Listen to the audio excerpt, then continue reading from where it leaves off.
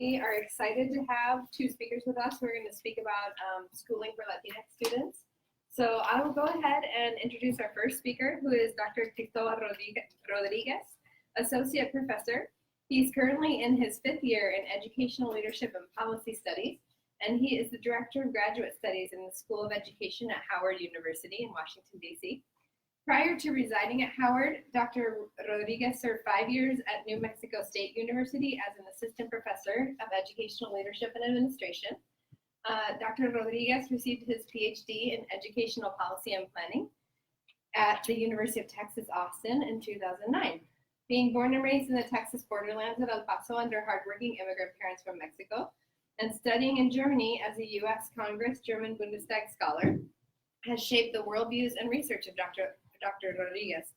As such, his recent works and collaborations have been published in the Journal of Latinos in Education, Harvard Journal of African American Policy, Journal of Hispanic Higher Education, and most recently in Equity and Excellence in Education, the International Journal and the International Journal for Qualitative Studies in Education. He recently provided an expert report and testimony on achievement in New Mexico in the school finance case Martinez versus New Mexico, which is decided on July 20th, 2018 for underserved families and children. Dr. Rodríguez has various book chapters and a forthcoming book in Information Age Publishing with co-editors Melissa A. Martinez and Fernando Valle on Latino educational leadership. Further guiding Dr. Rodríguez's work in the preparation of diverse scholars stems from the 2010-2013, where Dr. Rodríguez was nationally appointed as the University Council for Educational Administration Associate Director of Graduate Student Development and overseeing the Barbara L. Jackson Scholars Program, dedicated to recruiting Black and Latinx scholars into the professoriate. Because of these and other efforts, Dr. Rodríguez was in 2016 recognized with the White House Initiative on Educational Excellence for Hispanic Faculty Honors by the U.S. Department of Education Program, recognizing scholars across disciplines. So, Dr. Rodríguez, we're happy to have you. Thank you. Looking forward to learning from you. Thank you. I appreciate the love and the support and the opportunity moreover to engage the Georgetown University community. I got to point out that this is particularly exciting for me because my niece, my goddaughter, in the back, she's a junior here at Georgetown. So she's like, she heard from me, you will be there tomorrow. Then you get to brag about me to everybody. So very quickly, I'm going to take you through the presentation, and the idea is I'm actually going to assign you some homework for particularly those in the program. And the idea is that when we convene and have our follow-up discussion, that perhaps by then you've looked up some data and to begin to make sense of what that means. So one of the things I wanted to at least start to talk about is this idea of identity and how we identify ourselves.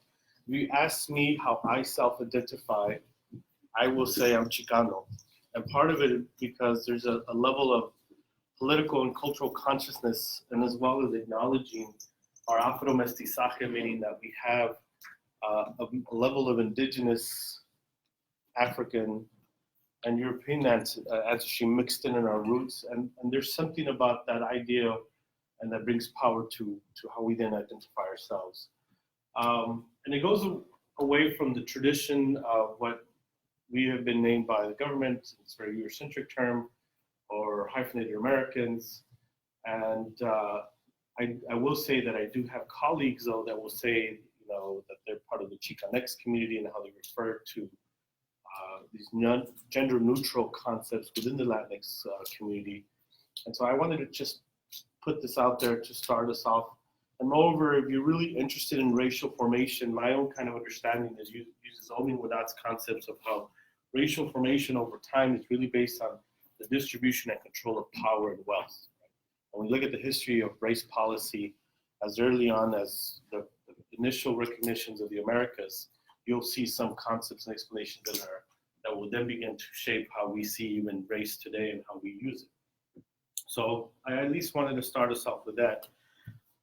The achievement gap, and why I say reframing the achievement gap is critical, is because we still continue to kind of use and approach the issue from explaining our challenges in this way of a gap.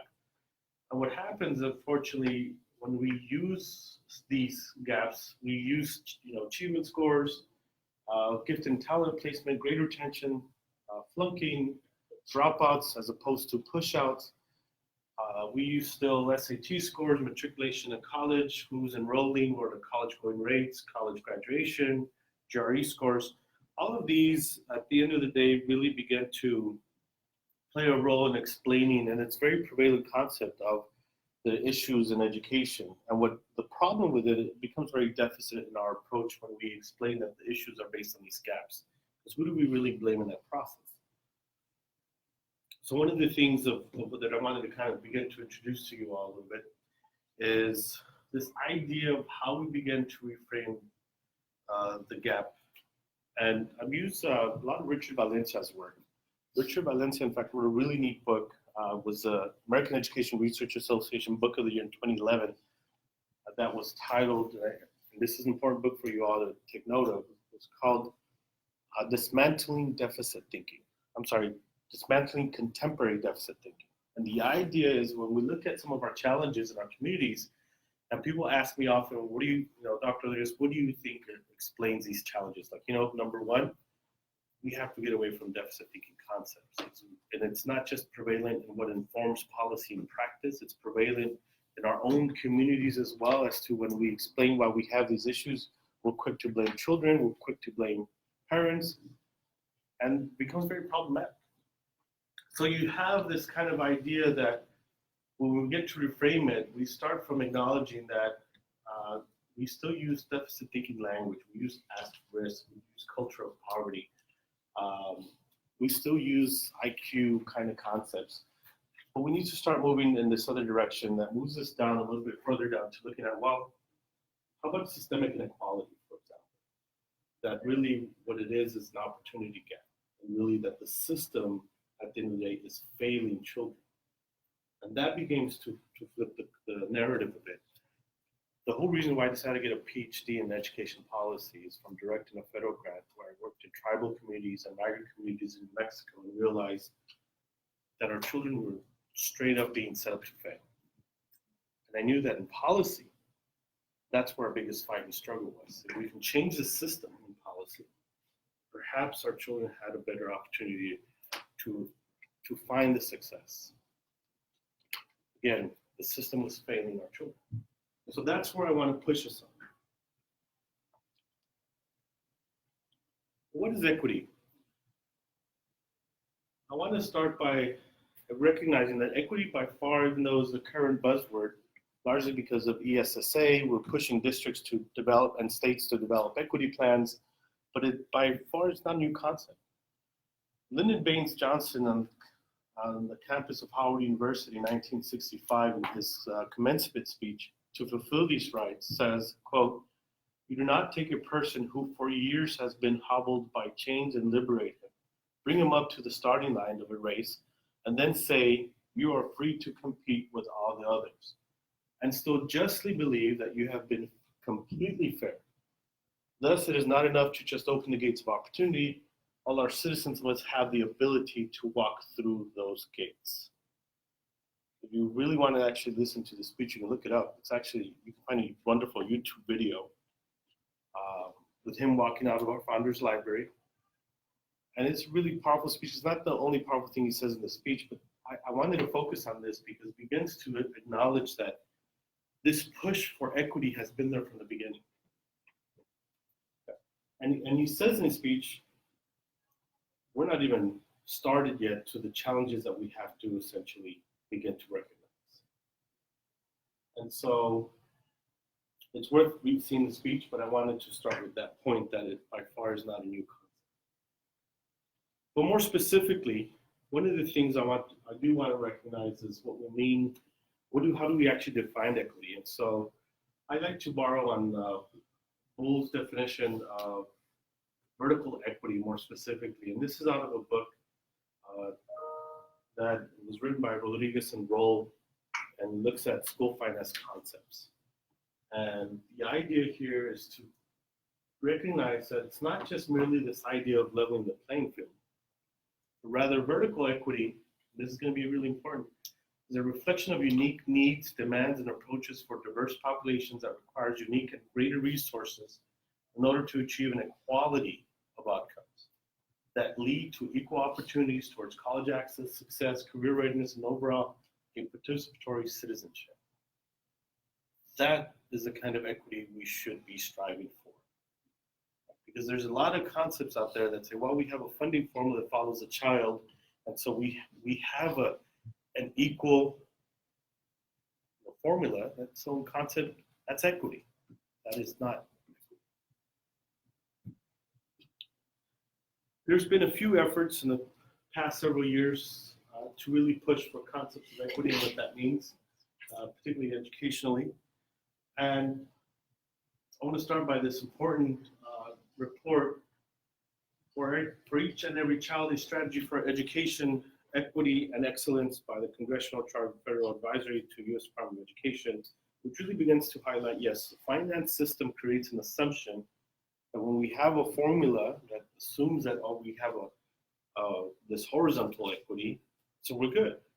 But when you start actually analyzing the reality of what opportunities children have today, it's not, you actually don't have equity. You don't have the sense of fairness, right? But these are the things they started to highlight. It's not just the finance system, it's also the quality of teachers and school leaders. It's also looking at access to early childhood education. It's also looking at parental engagement and how parents are engaged or rather not engaged in certain communities. It's also looking at the entire concept of what we mean by accountability.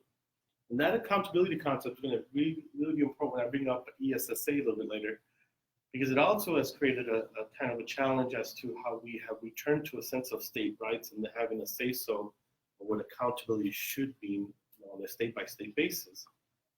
But in the ESSA, there was also a trade-off, and that's some of the data that we're going to be looking at here. There was also an additional kind of effort by this,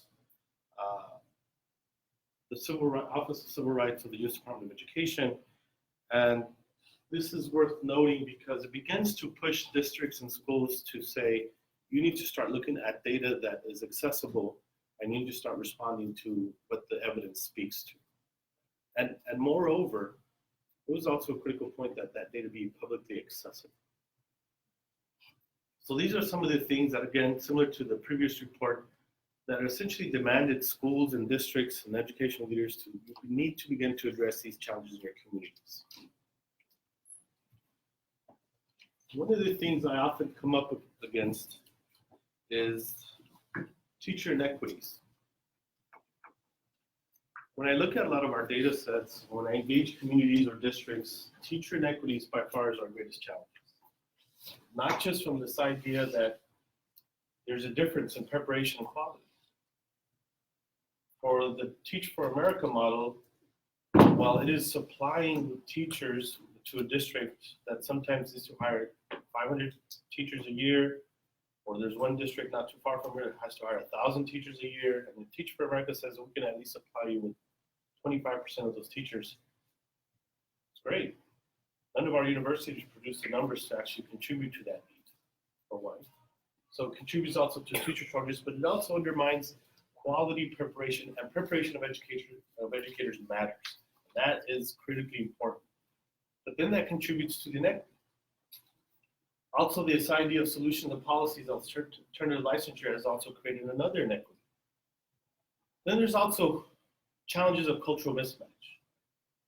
Prince George's County, the 1,000 teachers that they have to hire a year, 40% of the teachers come from Pennsylvania, dominantly white teachers. In a county, in a large urban district that is 2/3 Black and 1/3 Latino. And there's some challenges that contribute to the culture, to that cultural mismatch. But it's not just in that sense, but we also how we distribute good teachers. And that was the article that in the Journal of Equity and Excellence in Education really highlighted how you have some schools who have the highest trained and well-prepared teachers in concentration versus other schools that do not. And the question in that study was not just when you're looking at teacher inequities in that perspective, accessibility to early childhood education as well, do those things contribute to third grade reading score differences? And they do. And that's where that study was actually really powerful. But this is something I want you to keep thinking about. So I also wanted to highlight teachers of color do matter. And I do appreciate Black teachers matter over here. That is a very powerful point. And it's not to say that the idea is, wow, we should really think about how we should just support Black teachers. We need to critically prepare white educators to serve communities of color, seeing that they're by far the dominant educator population. But the idea is that we should also value that there's much to learn from our Black and Latino colleagues and the contribution and connections they make culturally and linguistically. So I wanted to really push that argument, but I wanted to get into the data. How many of you are from DC originally? No? Anybody from DC originally? Oh, nobody's from DC? All right. So let me take you along. DC is kind of like a diamond, right? What do we know about the schools on other side of the river in Anacostia?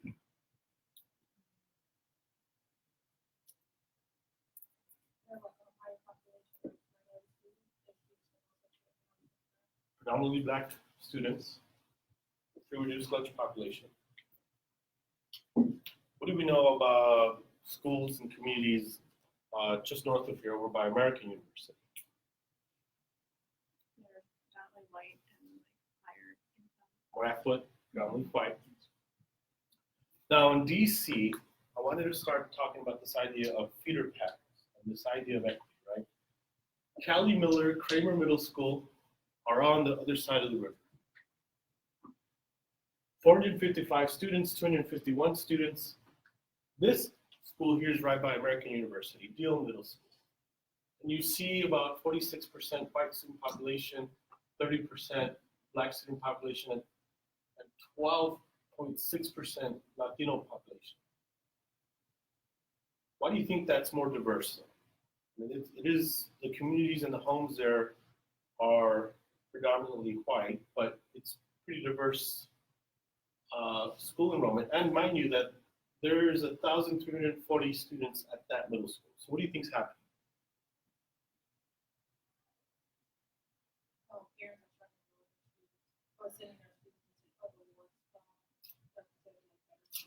There's a level of understanding that parents perceive that the schools in their communities are not as good as the schools on the other side of DC. So in order to get your child in that school, you have to actually put your name in the lottery. I put my daughter in 3 middle schools, DCPS schools, some of the better middle schools, and that's a challenge in the middle school area here in DC. She didn't get into any of them. Her neighborhood school is a school that only provides algebra to 12 students in the middle school. That's an issue. Look at these numbers. Algebra over at this school, only 24 students get algebra, 14%, 15% of their 8th graders. This school doesn't even have algebra. On the other hand, Deal Middle School, almost half of their students get out. That alone right there already tells me something. Accessibility to college readiness is far better on the other side of DC. So what does it tell me if I'm a member of this community over here? This is exactly why I want to put my child over here. But then there's a lottery to get into this school. And then this takes away resources because their enrollment is much smaller. So where are we really investing in our schools? And are we really okay with this? And at the same time, look at this, out of school suspensions. Only 39 students were suspended out of school, primarily Black. You're twice as likely to get suspended if you're Latino, actually more than that, slightly more than that. But in this school, half of your students are suspended. In this school, more than 1/3 of your students are suspended. And they're primarily Black students that we're talking about. When you look at other data sets, and you have an opportunity at one point to look at those data sets, you'll begin to see that Black students time and time again are over suspended. We definitely have an issue. And not only that, we have to look at the access to college readiness. Is it really there? Now, these schools feed into these high schools. Woodson and Anacostia, again, other side of the river, and then Wilson, over by American University. 668 students, 604 students, 1,798. The bigger the school, the more flexibility you have to be able to provide resources. The smaller the school, it puts a constraint on the flexibility of what you can actually do to improve the support for your students. Now this here, you begin to see again, that one middle school didn't have algebra, guess what? Their high school doesn't have calculus. 8.9% of their seniors have calculus. That's only 13 students. Out of school suspension, 144 students. 187 students. About a third of their students are suspended out of school. Wilson, a third of their students, almost a third of their students get calculus. But look at who's accessing, who's not. What do you see in the enrollment trend for Black and Latino students? And then when you look at the calculus enrollment, what's happening? About half the school are Black students, but then maybe an eighth of the people taking calculus. They're being under-enrolled in calculus. So are we dealing, might things really be fair in that school? Or should we really examine it? Or we should have conversations? I have seen one school in Fairfax, just south of here, 5,000 student high school, large super high school, 17% Latino population, not a single Latino student in calculus. Fascinatingly, I gave the similar lecture at UNC Chapel Hill last month. The moderator rose her hand and said, you know, I think you're talking about my high school that I went to. She was working on her PhD in ethnic studies. She's getting ready to, she's graduating this spring. He said, yeah, I think that's my high school. And I said, you know, what I heard was that there's 2 white male teachers teaching calculus. But when we looked at the physics enrollment at high school, there was parity to the school's demographic. You had what Latino population they had in school was in physics. So what's happening in physics that is not happening in calculus? Both the moderator and one of my students who actually was teaching at the school said, we have 2 white male teachers and we have 2 Black male teachers teaching physics and the 2 white male teachers teaching calculus. And what the student, who's now a doctoral student, she said, as Latinos, we stayed away from the 2 white male teachers. They didn't support us. We didn't like them either. So we all took physics instead. This is 2018. That is still very much an issue. And are we okay with this? Now, charter schools, we have to look at that too. But look at their enrollment. 351 students, but this year is actually 6 through 12. 55 students in algebra, right, for 351, which is great. Like, wow, that's actually pretty good. You have 85.9% of their 8th graders are actually in algebra. They still can't compete to the couple hundred students in algebra over at Deal Middle School. And then you have only 16 students in calculus, which is 64%. But to me is a charter school of 6th through 12th grade with 351 students is, well, you're talking about a selective few. It's not providing access at the end of the day to the children that actually live in that side of town, given those numbers. A third of their students are suspended. KIPP College, and these 2 charter schools, by the way, when you look at the charter evaluation system in DC, these are the top charter schools in DC, top 5. KIPP College Prep 507, which is one of the top in the nation of charter schools. Their calculus enrollment is 11%, which is great, but we're only talking about 10 students. 139 out-of-school suspensions. Look at the high suspension rate still. Charter schools, based on national studies, particularly one out of the Civil Rights Project of UCLA, has highlighted that charter schools actually over-suspend students compared to the public school. It's worth definitely looking into that study. You can also look at data from the Office of State Superintendent of Education that looks at these equity reports. But this is where we begin to see the suspensions. Here's Wilson, right? Here's American University. You begin to see, look at their suspension rates and how they compare to the city average. The city average is the lighter color, the school's average above. And then you look at PIP. Look how they fare across the city. Who their suspension is. God forbid you're in special education student. You're almost half likely to get suspended out of school. These are conversations that we need to have in our schools and communities. How they fare, because DC is a kind of interesting kind of space to look at. They kind of, because of students, there's a lot of mobility of students from one side of town to the other. There's a lot of students who go to charter schools.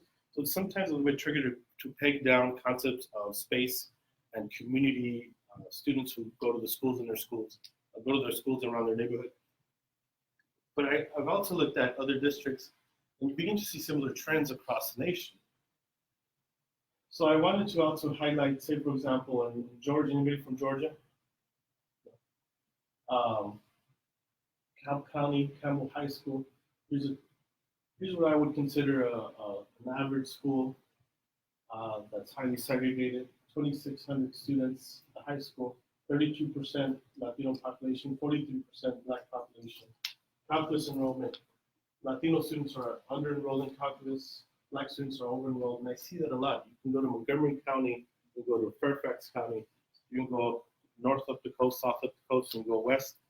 And I see that a lot. Particularly the greatest issue for Latinos and K-12 students is they're not provided access to the college readiness courses.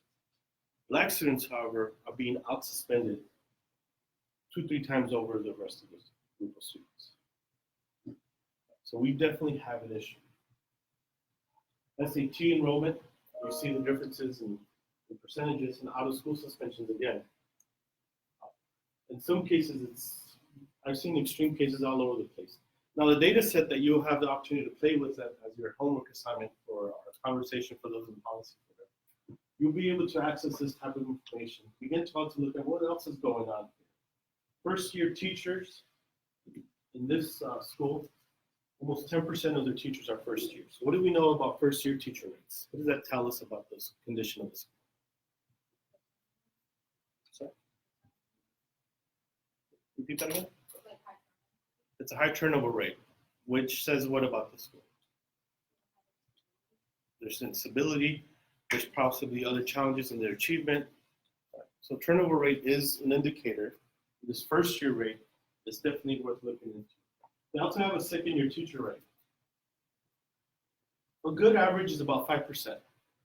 This already tells me that they have about a 50% teacher turnover in the teachers in the first 2 years. I've seen schools that their teacher turnover rate is 50%. And you're trying to figure out, like, what is going on? Is something happening where they fired half the teachers there? Or why do they have a 50% first year teacher rate? Because I've seen schools and districts where they say, we fired everybody and then we hired the ones we like. It's like, nope, that's just the way it is. Every year, half of their teachers leave because it's that kind of school. Right, what does it say about how we invest in those schools and how we support those communities and those students? There's another example. This is in North Carolina. This is looking at district numbers. 17% Latino student population, but only 4% Latino population calculus. 28% Latino population in this district, which is Durham, but only 10% in calculus. 15% Latino population in Chapel Hill, Carborough, and only 6.8% Latin. You see the trends, but yet look at the suspension rates. Black students, over suspended. You're going to see that time and time again in a lot of these data sets. You can get this data, easily access it. If you just plug in Google, search CRDC, that link will show up. And then you'll be able to explore. So your homework assignment is to pick a district, pick a city, pick a school, your own high school that you went to. Look at the numbers, unless you went to a private school. Private schools are not going to be okay. But you can look at charter schools and public schools. Begin to look at their data. What does it tell you?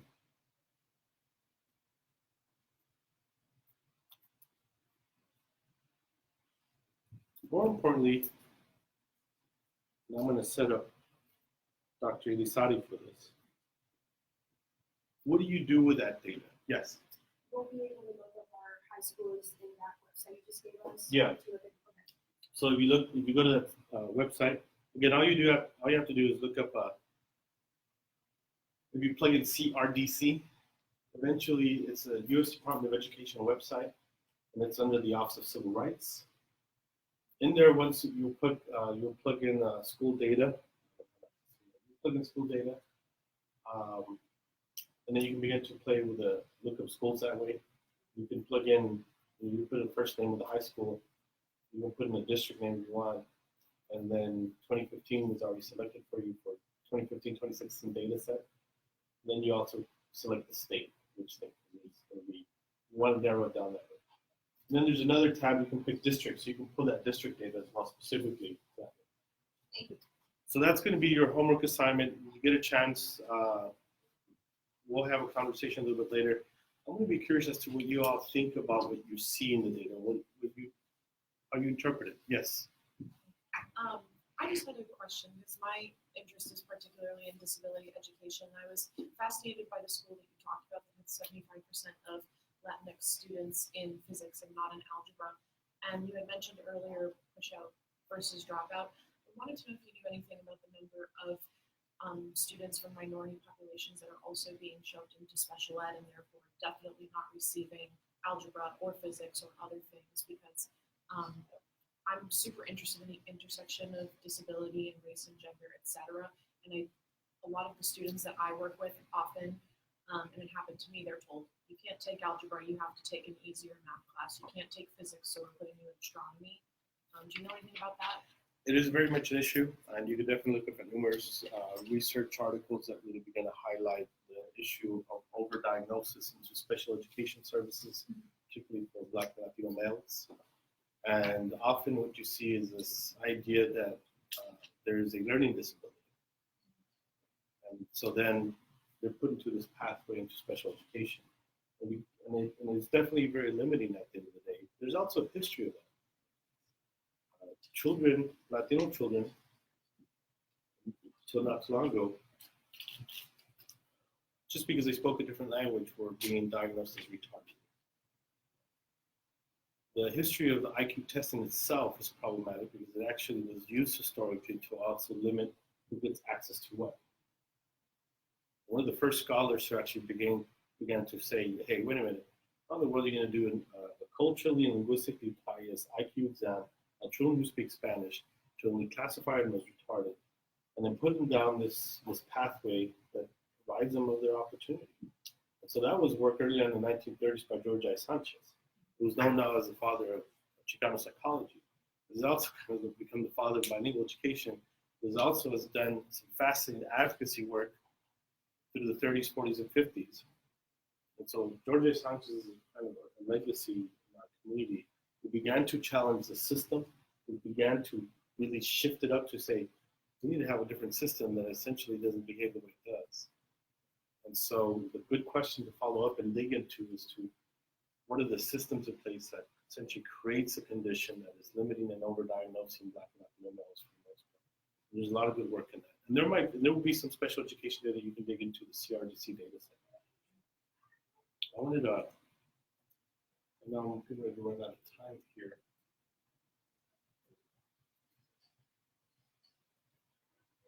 So what do you do with this data? Did you have a question? Well, not so much as a question as I'm a political science student. I work here at Georgetown University. I had my own personal experience with this with my nephew. He went to Eastern High School, and he's a calculus, and he's having problems. Brought him here, and the tutors here have helped him, and they were from India.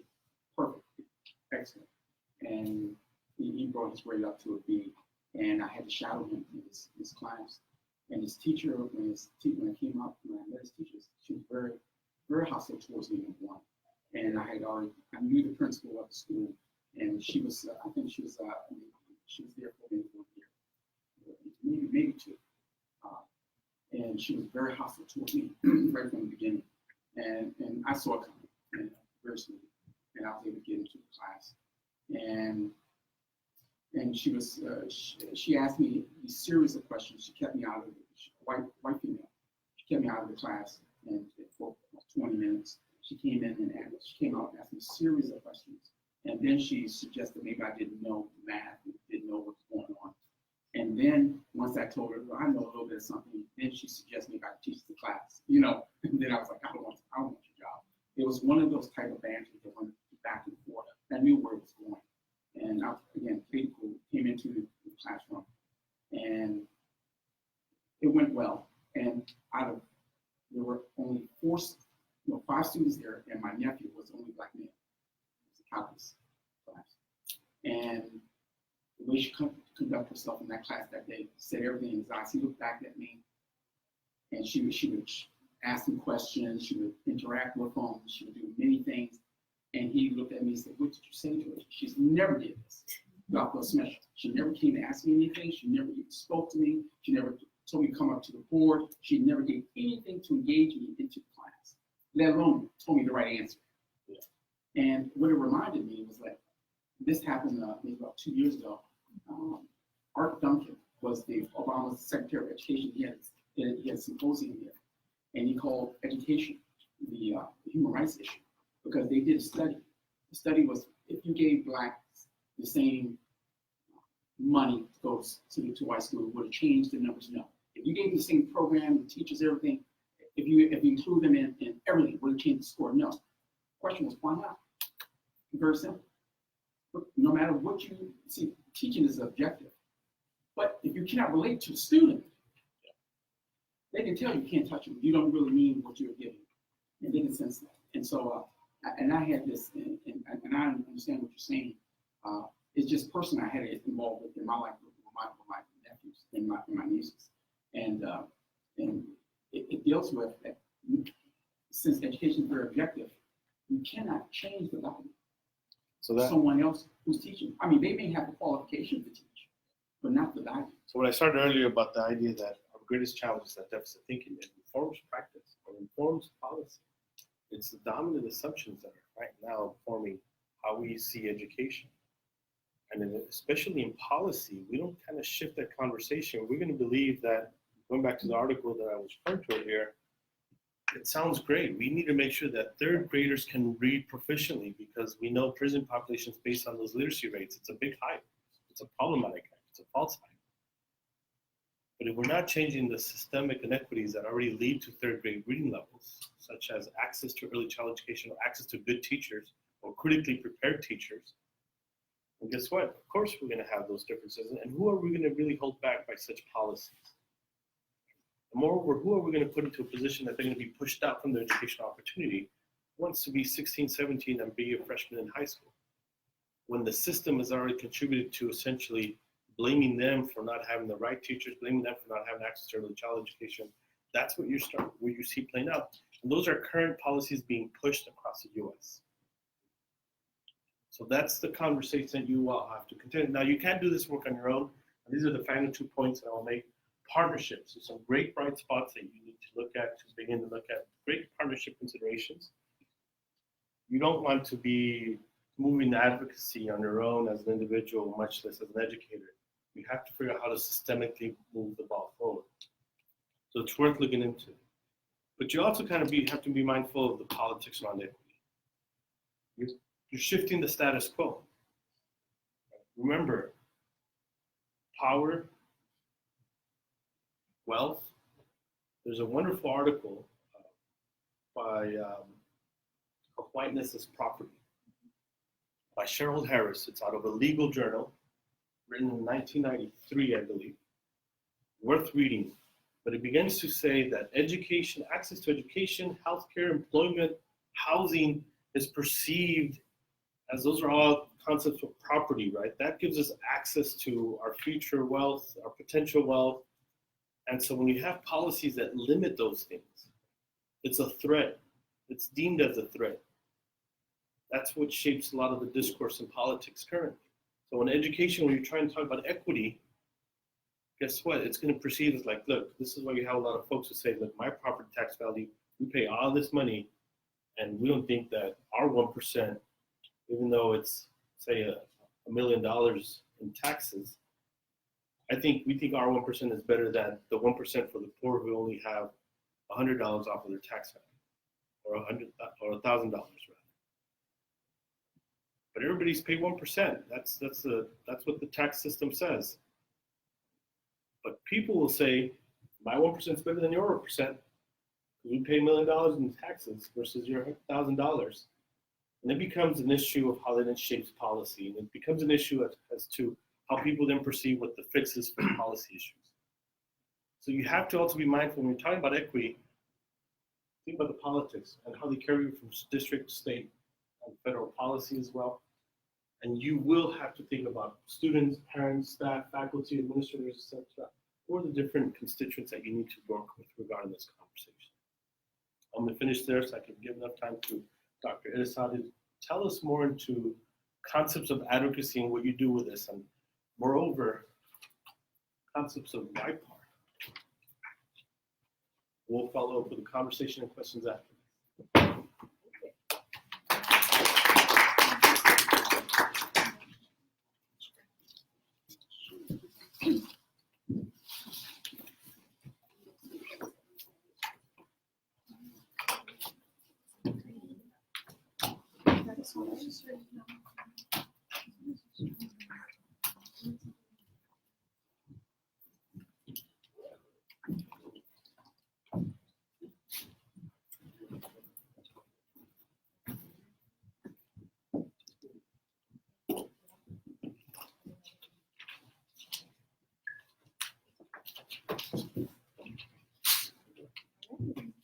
So thank you, Dr. Rodríguez. And now we're going to hear from Dr. Jason G. Irizarry.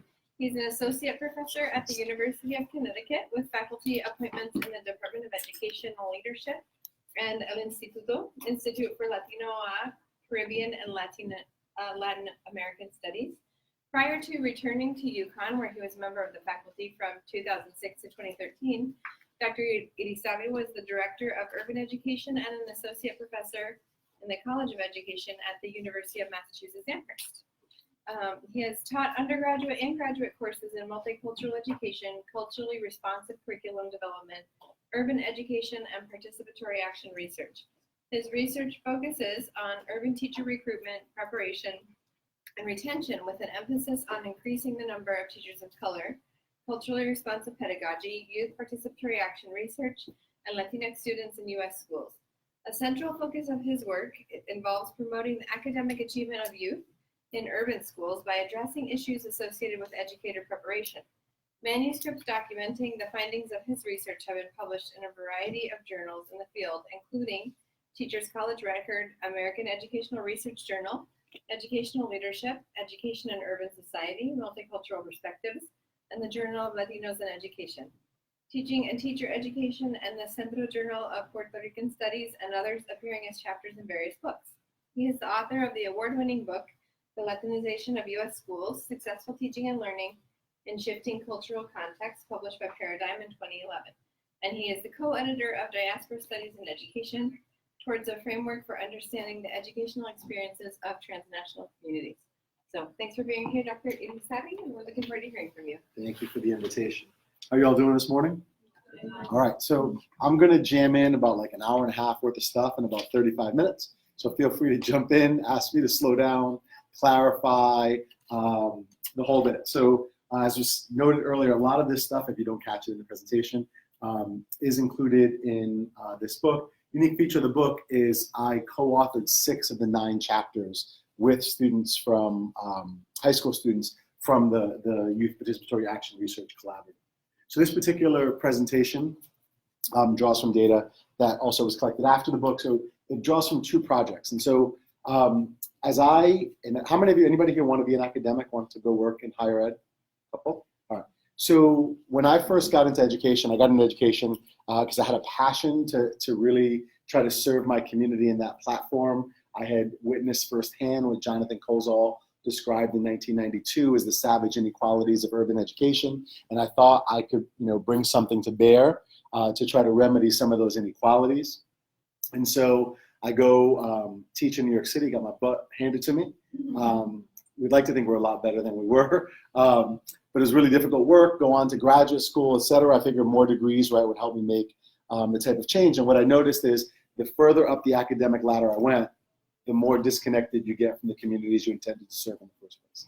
And so I get a job working at a land grant institution in the middle of nowhere. I always joke with my mom, hit carajo and make a left. Like there's nobody out there. There's more cows than people when the students go home, right? And so really different than growing up in Puerto Rican stronghold community in New York City. And so I came to participatory action research, quite honestly, out of necessity, as a way for me to kind of bridge these identities as someone who's really invested in the communities that I identify with, but also someone who works at a Research One university and is trying to influence the direction of scholarship in that vein as well. I also was really fortunate to be mentored by the brilliant Sonia Nieto, and she said something to me right around my graduation time that really stuck with me. And maybe you know the answer to this question. On average, how many people read the average journal article? Some of you might want to cover your ears because you don't want to know. Anybody? Thought to know? Somewhere around 7 to 10, the average journal article. Like you work really hard on these things. Now you hope that that reaches more people, but think about this. So I just submitted a piece literally like yesterday. If that piece is awesome, the editors love it, the whole bit, like best case scenario, when might it get printed?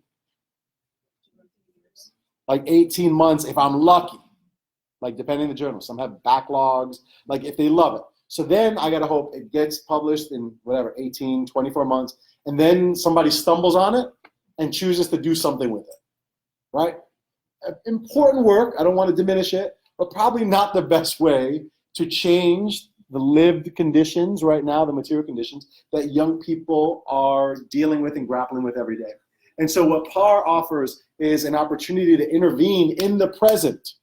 It is rigorous. We do publish off it. We wrote a book, right? And there are many articles that have also emerged from this data. But it also allowed us to speak back to some of the problematic policies and practices that students were dealing with on a daily basis, right? Hence, to me, the beauty of PAR. So I created these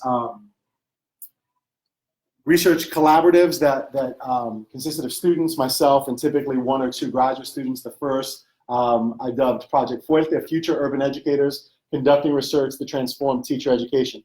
Fuerte in Spanish translates to English means strong, which to me is the exact opposite of how we position Latino students in K-12 schools, right? We typically have the ay bendito complex, right? So like, how do we fix them? How do we save them? Etc. And I wanted to reposition young people from being the problem to be fixed, right? I.e. the achievement gap, where's the problem located, right? As Cristóbal noted, to really being researchers with important emic perspectives that to me are vital if we're ever gonna do this work well, if we're ever gonna create systems that work in their best interest. And then when I went to Massachusetts, created a new project called Project Cacique. It is not the lingerie shop. It's a word that, an indigenous word that was used in the Caribbean around chief or leadership. And it stands for creating authentic counter narratives to improve the quality of urban education. So the dominant narrative, I would argue, around Latino education, Latinos are apathetic about school. We don't put in a ton of effort around school. Work is more important, family, et cetera, et cetera, et cetera. And I'm not telling you that there aren't some grains of truth in those narratives, but most people forget Latinos were the pioneers of the school desegregation movement, right? We have been fighting for educational equity since the fight for educational equity began, right? Yet nevertheless, we are not typically included in the discourse around, right, civil rights, particularly around educational equity and educational justice. And many young people are unaware of our role in that. So we wanted to create these narratives that counter these deficit perspectives, that destabilize these majoritarian stories about Latinos and replace them with more authentic, more robust accounts of who we are and our educational experiences. Actually, for a second, thought that was mine. All right, so the YPAR project, I basically went, this is a true story, I went up to principals in multiple schools, I've done it at 3 different schools, and just said, can I come in and teach a course for free? And for the most part, they don't turn you away when you say free. So, and quite honestly, I wanted to work with Latino kids who in many ways it was problematic, were like throwaways. They're like, yeah, whatever you want to do with it, right? Knock yourself out, right? No like oversight, nothing. Don't have a lesson plan. Like, you want to work with Latino kids? Come on in, right? Which is a blessing and a curse, right? So the first place it was called Action Research and Social Change was the class. And then when I moved it to Massachusetts, it was a more ethnic studies-based Puerto Rican studies course. And then the project was bigger than the class. So we met for the project outside, it was the class, but then we also met outside the confines of class. And while this was all going on, I was engaged in a multi-year ethnographic study of the young people in the program. So we kind of have these two complementary projects going on at the same time. The work that I'm doing collaboratively with the young people, and then also my telling of the impact of that work on them. So I don't have to convince you that the racial ethnic texture of the United States is changing. If you turn on Fox News and some other outlets, they will make you think like the Latinos are coming, close your window and doors. The whole bit, it's an alarmist tone, I think. So one, we have a long-standing presence, but certainly that presence is growing. So we had a question. Yes, so you mentioned in the previous slide Yep. that you conducted ethnographic research. Yep. So is that how you frame your work? So- you publish it on your own? So depends. So there are times where I include the young people, right? So in the book, 6 out of the 9 chapters were written by young people. That's data that we collected kind of together. But then I also have lines of research where I talk about the impact, right, on the young people. So their quest for freedom was one, kind of their experiences in school. So much of the work that I do is ethnographic, but we create this YPAR project together. So we have kind of multiple threads off of the same kind of setting and larger project, right? So the demographics are shifting, but as we know, academic trends, while improving, are still problematic, right? So I want to acknowledge that they are improving, but still problematic. I think it's interesting in places like DC, Hartford, Connecticut, and other places that we still refer to students of color as minority students, right? So if you're 99% of the school, like, you know, people are like, oh, you're a minority when you go to Hartford. I'm not a minority when I go to Hartford. White people are the minority when I go to Hartford.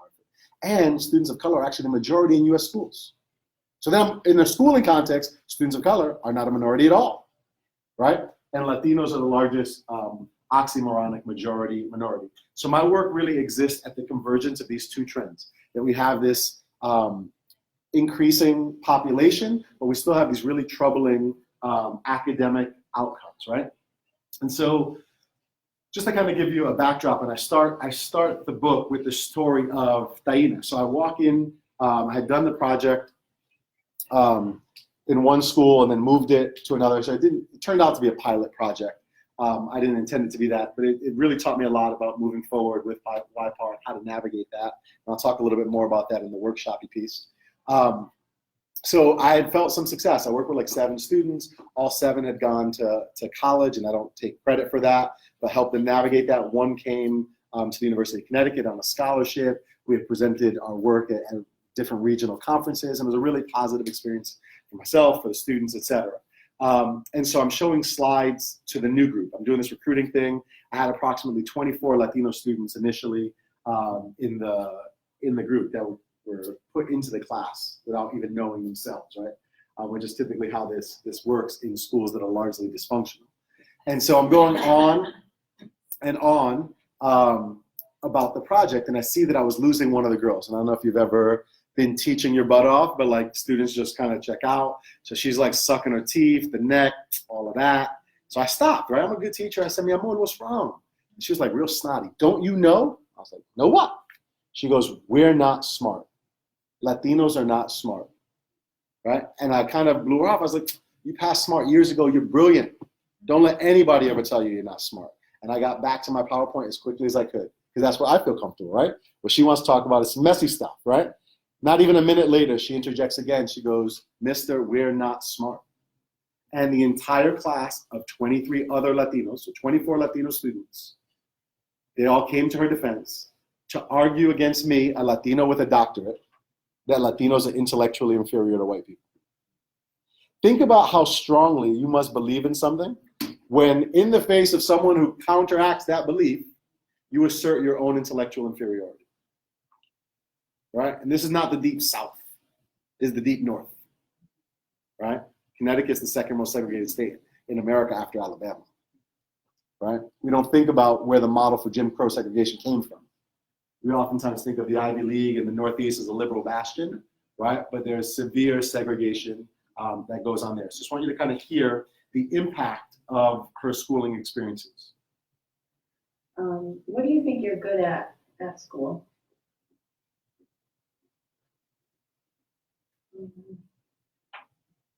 I don't think I'm good at anything at school. Being quiet.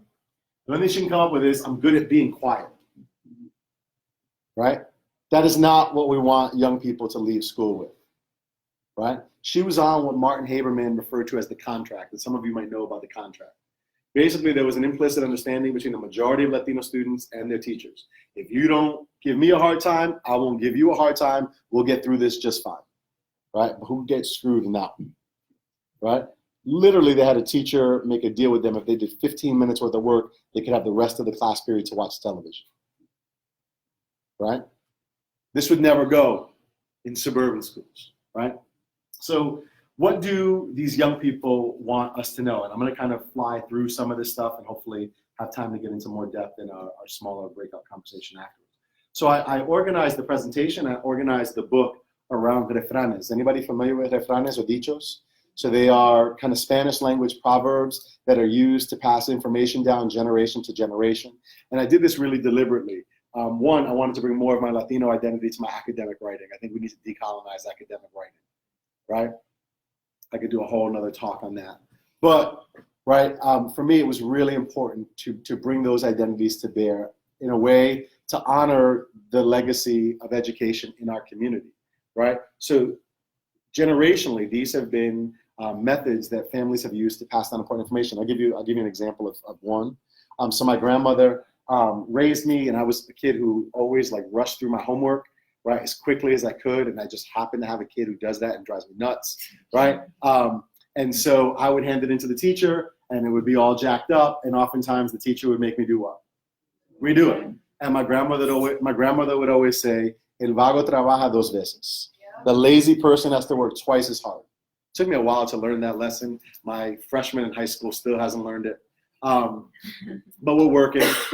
There was another time where I was playing baseball in the house. She had warned me numerous times not to play baseball in the house, but New York City in January, not playing outside. So you're practicing in the house. And we had a glass coffee table with all the little capias that she had collected of all the years, right?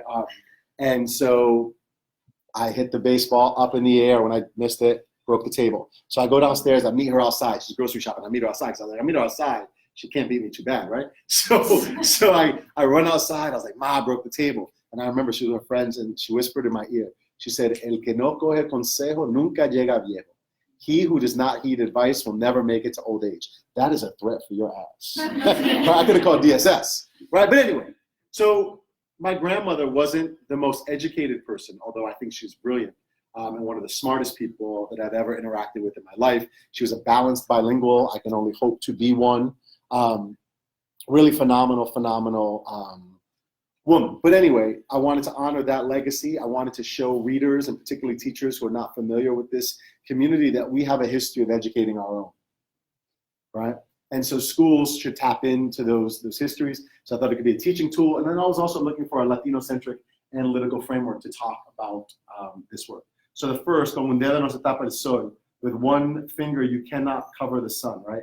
So what young people want us to understand is that they are embedded in a socio-political context that I would argue, that they would argue, is largely hostile to Latinos, right? Whatever your political persuasion, whatever side of the aisle you sit on, it is important to note that part of Donald Trump's appeal to his base was to throw Latinos under the bus, right? We're gonna build a wall, right, to keep America safe. Right, because these so-called illegals, right, people are not illegal, they are undocumented, but he refers to them as illegal. So think about this. So think about the logic. So if we're going to do that, right, what border did the 9/11 hijackers cross before they killed almost 3,000 people? What border did they? We only have two. Pick one. The southern border or the northern border? Why nobody wants to put a wall up there? They came right through, 3,000 people got killed. I've never heard anyone say, build a wall, Canada. Right? Let's not act like this is not racialized. That race isn't weaponized in these kinds of ways. Right? Now, all of the rhetoric that he spews, young people hear. Right? And those have to have some impact on how you see yourself in the world. Even people with the most healthiest sense of self, if you are constantly bombarded with negative rhetoric and images about yourself, it's going to have an impact, right? And so they want us to understand that as educators, as policymakers, that we have a responsibility, right, to shift that discourse, to change the climate, right? I would argue there's an attack on using languages other than English in the public sphere, right? And you can, again, hear it in the national rhetoric as well, right? I'm just gonna move quickly. Many of you are familiar with the school to prison pipeline, yes? Right, so Latinos oftentimes get caught up in that as well. If we look at the attack against programs that serve Latino students, particularly those that serve Latino students well, right? You can see that it's not about quality teaching, right? How many people have seen Precious Knowledge? So that's homework for tonight. Go see it. Precious Knowledge, right? It's a wonderful documentary about the ethnic studies program in Tucson. But basically, they figured out a method by teaching to and through the cultures of students to engage them more deeply in school, which translated into higher levels of engagement and achievement that they can document. Yet the state still tried to ban the program. And the answer was, well, it's not about academic achievement. Well, if schools aren't about academic achievement, what the hell are we about? Right? So even when we have methods that are effective, there's still a pushback against it. We can argue, we could have the bilingual education debate, right? But we know, right, for a fact that it takes on average 5 to 7 years to gain academic proficiency in another language, yet we have all these states. So federally, Ronald Reagan in '88 limited the bilingual education support to 3 years. In Massachusetts, Colorado, and until recently in California, it was limited to 1. There isn't one study that suggests you can get academic proficiency in another language. It's not one. Yet we create educational policy based on that dominant narrative, right? We have to get them into English as quickly as possible, as opposed to thinking about, well, what's in the best interest of young people, right? We continue to reject the DREAM Act at a federal level. School budgets we're seeing in communities that have histories of supporting education as the Latinx community in these spaces increases, there's less support, right, from older white folks in those community support. If you look at some of the responses to the increase in the Latino population, and also I think coinciding with the new regime that took over federally, right? This is an example, I won't play it for you, but at Royal Oak Middle School, where middle school students were screaming at their Latino counterparts, build the wall, build the wall, build the wall. Right, we saw in Iowa, the teachers, I think it was Iowa, that actually dressed up as the wall, right? Idaho. So there are, Idaho? Yeah, Idaho, that's an sorry. Iowa, and I need to fix Sorry, that. Idaho. Right, so this is the context, right? This is the climate that young people are growing up in, right? Let's not, by any means, think that this is neutral, right? It's not neutral. And then I put this in because I think it's important. This is not just a K-12 issue, right? Although the focus here is K-12. So I don't know if anybody saw this. It actually went viral as a student. She used the word hence, and the faculty member wrote, this is in Boston, at a school in Boston, and then higher ed, where this is not your word, and underline not twice. And if you look, she was actually citing my work, right? So social media is a wonderful thing. So I was able to reach out to her on Facebook and be like, hey, if you have any issues, please let me know. I'll be happy to talk to the dean or whomever. But what was she supposed to say? So even if we use the conventions then, right, we get critiqued about appropriating language that isn't ours, right? As if one group has a domain completely over the dominant variety of English. Here's one of my students also talking about the shift in the ways that we teach Latino students. Minor problem. This is one of the biggest issues that we have with this. People of color are being told that, oh, well, they're the ones who are involved in the teaching, and they must be the problem. We must fix that and get them up to Joe White's level. And it's not necessarily the case. There are conditions and factors that affect their lives that we have to look at rather than just saying that they're the problem. If a kid in Glastonbury or Simsbury has a whole round of education, they have social studies and science and reading, writing, and math throughout their entire education, from like first grade up until 8th grade in high school and beyond. Whereas a kid from Harvard, speaking from personal experience, I didn't have a science class until I was in 5th grade, and I never had a social studies class. Why do you think she never has science or social studies? Because we don't test it, right? Schooling for her and for many of her Latino counterparts can best be described using Luis Rodríguez's framework around test prep pedagogy, We completely teach to the test. Not worried about developing a level of learning, rich kind of learning experiences. It is completely skill and drill, right, to get them to pass these tests. And we can go on about that. Second theme, eyes that can't see, heart that can't feel, right? Young people do not want us to have colorblind and culture blind approaches, which I would argue still dominate the landscape, unfortunately, right? While we may have made some progress around this colorblind notion, I think the majority of teachers don't ascribe to being colorblind. We are what Micah Pollock refers to as being color mute. We still don't want to talk about race in school, right? But yet young people live it every day, right? Need to talk about it on a regular basis. And if you just look at the curriculum, so in this school, more than half of all the students were Latino. They did an analysis of all of the novels that were required reading in grades 9 through 12, right, at their school as part of the project. How many books do you think they found had either a Latino author or Latino protagonist? One. For extra credit, anybody want to guess? Everybody always says House on Mango Street, which is a good guess. It's Esmeralda Santiago's When I Was Puerto Rican. And it's not assigned until second semester of the 12th grade. And when we did a cohort analysis using State Department data, we found that more than 50% of kids who started in the 9th grade never showed up in the 12th. Right? So thinking about, right, what young people are enduring, teachers have to see it on a regular basis. Sometimes they're the perpetrators of it. So if you hear this student here talking about her experiences interacting with a teacher. Like, you're treated differently when you're not white. Give an example. Like, you're not expected to do as good in school. You're just, like, they expect you to not care. Who's that? The teachers. Teachers expect you not to care, right? There's this lowering of expectation around what Latino students are capable of. For that first Project Fuerte group, I had 24 students. So this kind of dovetails Cristóbal's work nicely. So I had 24 students the first day, right? Of those 24, they were juniors. And my goal was to loop with them from their junior through the senior year and help them all pursue post-secondary opportunities. Of the 24, how many do you think had taken Algebra 1? Juniors, 2 of the 24.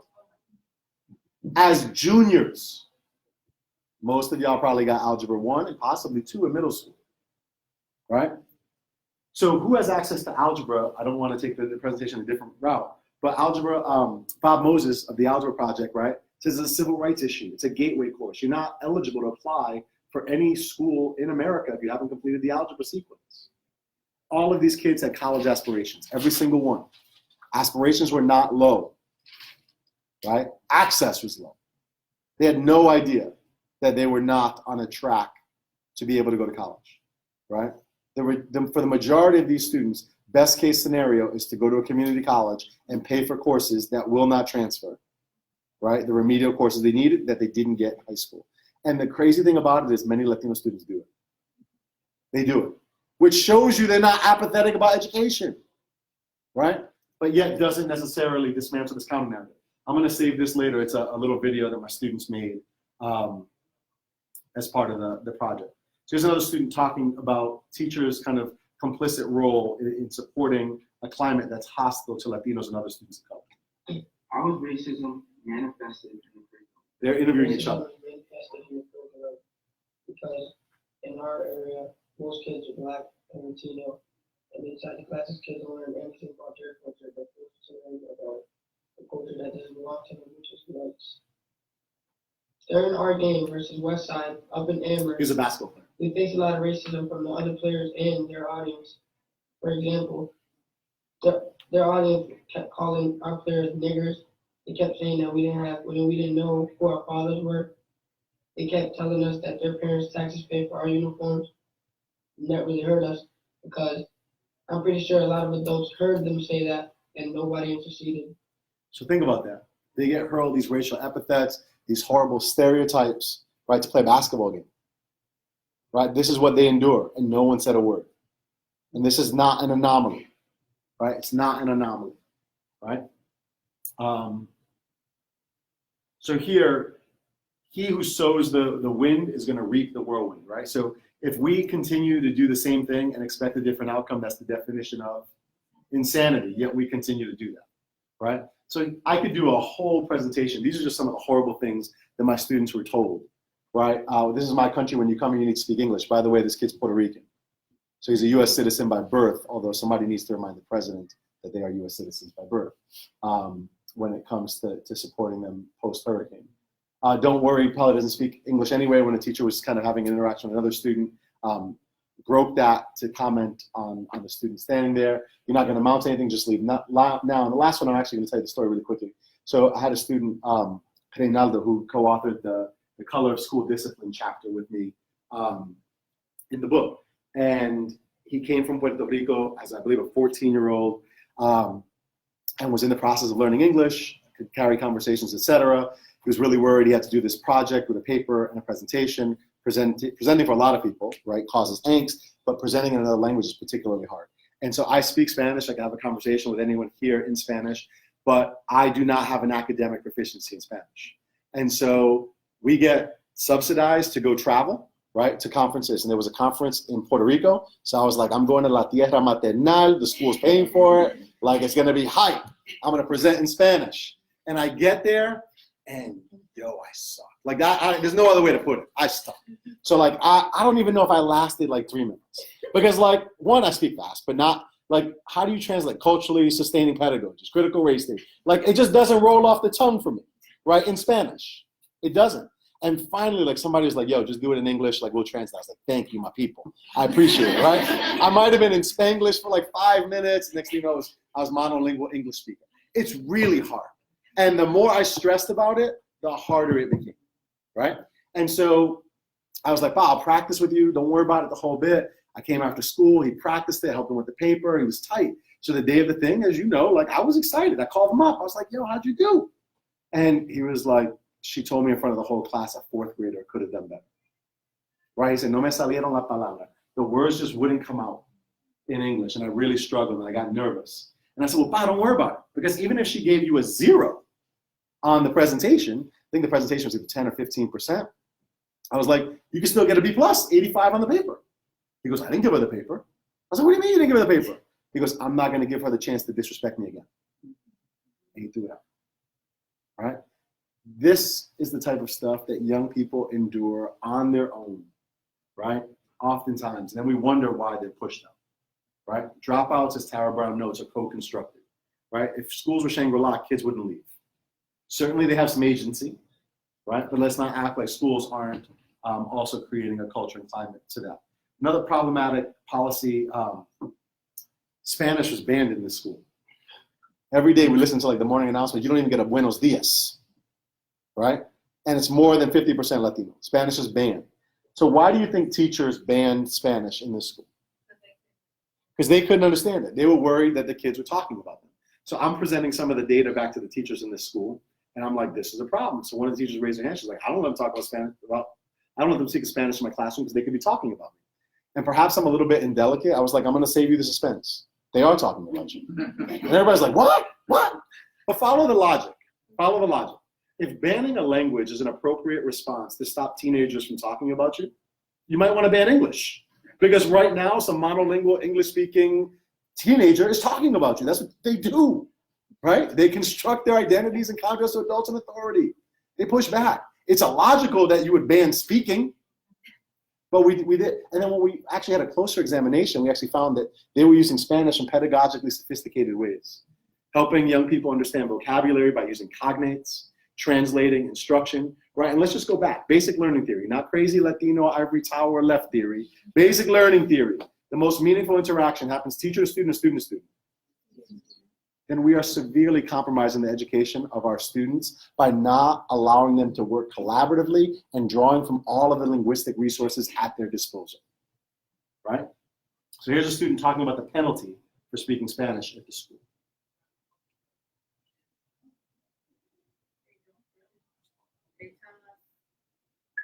When we're speaking in Spanish, we automatically have to get in trouble for it. We have to go to the office or whatever because the teacher automatically thinks that we're talking.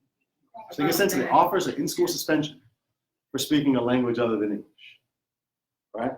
If bilingualism was a pill, how many of you would take it? Right? Even thinking about the ways that we talk, what do we call students as a group who don't speak English as their primary language or in the process of learning English? English language learners, which Ofelia Garcia and her colleagues have pushed back against, right? So we are completely missing the boat on any opportunities to even promote multilingualism, right? So in my work, based on her work and her colleagues' work, I refer to them as emergent bilinguals, right? We have the capacity here to develop bilingualism or multilingualism, right? And despite the rhetoric, right, around nationhood, right? The Articles of Confederation, a reasonably important document in its time, written and disseminated in 3 different languages: English, French, and German. And now all of a sudden, that Latinos, Spanish speakers, over 54 million in the United States. We're the second largest Spanish-speaking country on the planet after Mexico. We're not going to catch Mexico anytime soon, right? But we have more Spanish speakers in this country than there are Spanish speakers in Spain. And all of a sudden, we want to push to English only. We have a multilingual history that we are denying, right? Particularly because language and race are intersecting, right, in the national consciousness. Another practice that was particularly problematic was tracking. So these young people, I had to ask them why they thought they were not smart. And one of the reasons they gave me was that they are in the lowest classes. So we did this project, I can tell you more about it later, where we went to all of these classrooms and asked students to identify themselves and then the class that they were in. As you can see, students were woefully underrepresented in the highest tracks, underrepresented in the lowest tracks. The highest math that many of the students had taken was fundamentals math, consumer math. Basically, it's a fundamentals level course, consumer math. So the goal is like to balance a check, right? They were not given access to academic rigor at all. And the school wasn't really interested in hearing it. So when we did this, I was like, there's a research class. How are we going to find this out? So they were like, well, can we just ask the principal for data, like enrollment data by race? So I was like, let's write up a thing and ask the principal. And by the way, think about all the literacy and numeracy and analytical skills that are embedded in these projects. So they asked the principal, can we get access to enrollment data by race and the class that you're in? And what do you think the principal said? No. He was like, nope. And he was like, FERPA. So then I intervened, right? I usually let the students go, but like I was like, yo, now you're faking the funk. Because you could like just mask the data. Don't tell me it's Cristóbal Rodríguez. Just be like Latino male in calculus, right? White female, AP chemistry, right? He's like, nah, we can't do that, whatever. So then I go back to the kids. I'm like, listen, we hit a roadblock. What are we going to do? So the kids are like, well, mister, why don't we just lie to our teachers? And I'm like, that's not a bad idea. Because you can use some deception in social science research. I have IRB approval for all this, right? You can use some deception. I don't have to tell you exactly what I'm doing. I got to tell you enough so that you can make an informed decision whether or not you want to participate. I got to demonstrate that I'm not going to hurt you in the process, right? But if I choose to go a little left with this data, I have that option. So they write this note to the teachers, all the teachers in the school, and they're like, we just want to come do a racial identity survey. Let us know, fill out the form, what your class is, and we're going to take a picture of the hands, right? Because they did a thing so you could actually be multiracial. The school system did not allow for folks to be multiracial. And it wasn't until Census 2000, by the way, that people could identify as multiracial, although people have been multiracial since before 2000, right? But this had a really profound impact. And if you read the book, we talk about making random stops in the in-school suspension room and other things as well to look at the racial disparities, right? Here's one of the students talking about even when she gets access to these spaces, how she feels treated. Like, I've been like in honors classes and like since my freshman year and everything, and it's like you don't see a lot of people of color, just like Hispanics or Puerto Ricans. You don't see a lot of them. You're like surrounded by nothing but like white people for the most part, and it's like you feel overwhelmed because you're like, man, what am I doing here? I don't feel that smart. And then you hear like you have like your answer in mind. Like me personally, I'm like shy and I can't say anything, and I have an idea in mind and I say it out loud to like the class, and then they're like, oh, okay, kind of like a broader general kind of idea. And like I see another classmate that's like a white person, they say something that sounds like more smart or whatever. So they also had raced language. So English that was spoken without an accent, particularly the dominant variety of American English, was privileged and seen as smarter than accented speech, right? And I do this with my pre-service students all the time. I ask them to raise their hand. How many of you speak English with an accent? And most of them don't raise their hand. We all speak English with a particular accent, right? Depending on region, etc., right? But we think about particular accents, right, we put them on a hierarchy, and Spanish is on the lower end of a hierarchy. They administered a survey. I don't want to get too deep into the notion of deficit perspectives. It was addressed earlier, right? So they did this survey, and there was one open-ended question. The question was, why do you, they gave this to all of the entire faculty and staff administration of the school. Why do you think so many Latino students struggle to complete high school in 4 years, right? So there was a total of 87 responses. 77 were deficit thinking that blamed students, their cultures, their families for lack of school success. Only 10 suggested at all that the school might actually play a role in shaping those experiences. So if you look at just some of the responses, and by the way, I want to preface this, that this is what teachers thought was all right to tell students. So the students, if you see, I have a video, I'm on the back, like taking pictures. I never spoke at the faculty meeting. The students go up really eloquently and say, hey, we're doing this study around perceptions of Latino students. We'd like you to complete this survey for us. Dr. Irizarry brought us pizza. We're gonna go look at this data right now. Like the pizza's on the way. And teachers wrote this stuff, right? So there's a notion around social desirability. So if I was gonna give a test on racism and say on a scale of 1 to 10, how racist are you? Who puts 10?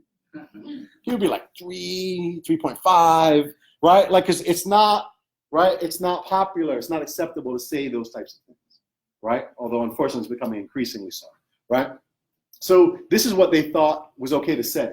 Don't have the basic skills that are required. Mexican and Central Americans are clearly more motivated than Puerto Ricans. That's not even part of the question. Seems that education is not a top priority in this culture. That kept coming up and up. No parents, no discipline at home, no mentors, no fathers. And I'm not saying that your family needs to be intact for you to get access to education, but this is actually flawed. Latino families are actually intact at a greater rate than white families, right?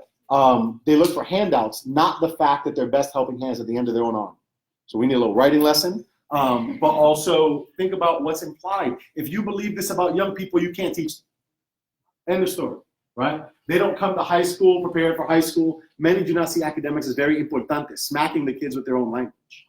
Right? Latino parents say education is important because that's what they want, I think researchers want to hear. So Latino families lie to researchers, right? They want the curriculum made to them, not for all students. That isn't right. My grandparents came here from Europe, et cetera, right? It's hard to motivate students that are rude and disrespectful. I'm going to actually stipulate when your parents came here from wherever, right, to this person, that maybe they didn't have the services that they need. But that's debatable. But maybe they didn't. But we also had a labor force that could absorb them. And the American dream could still be intact, right, for those folks. That is not the case now. Not that it would be okay to deny opportunities based on having a labor force that could absorb them, but we do not, right? Despite the rhetoric, these jobs are not coming back, right? They're not coming back. So I want to end on a real positive note. So there was, out of this bad stuff, right, these young people started, when they started to analyze it, develop a sense of critical consciousness. When I first met them, none of them, not one, had heard of Cesar Chavez, Dolores Huerta, the Young Lords, the Black Panthers. They had no sense of young people's role in social activism, right, in the formation of this country, right? And so as they started to engage more deeply, right, but prior, they did not believe they could change anything. At the end of the project, they started to believe maybe we can change something, right? So YPAR, and this is coming from Camarota in the book with Camarota and Fine, is designed to contest and transform systems and institutions to produce greater justice, right? So we wanted to push back on that system and on others that Latino students are embedded in. It's a form of transformational resistance drawing from critical race theory. Right now, many young people engage in self-defeating resistance, including many of the young people with whom I work. Think about how hard, right? Like how many times you've seen young people refuse to learn. Like be in a class and refuse to engage. That's hard. Like that's active, right? But ultimately, who gets hurt? They do. It's self-defeating resistance, right? Or they act out, get kicked out of class, etc. Ultimately, these are all ways that hurt themselves. So I think it's futile to get young people to stop resisting. I want them to resist. You're getting oppressed. You should resist.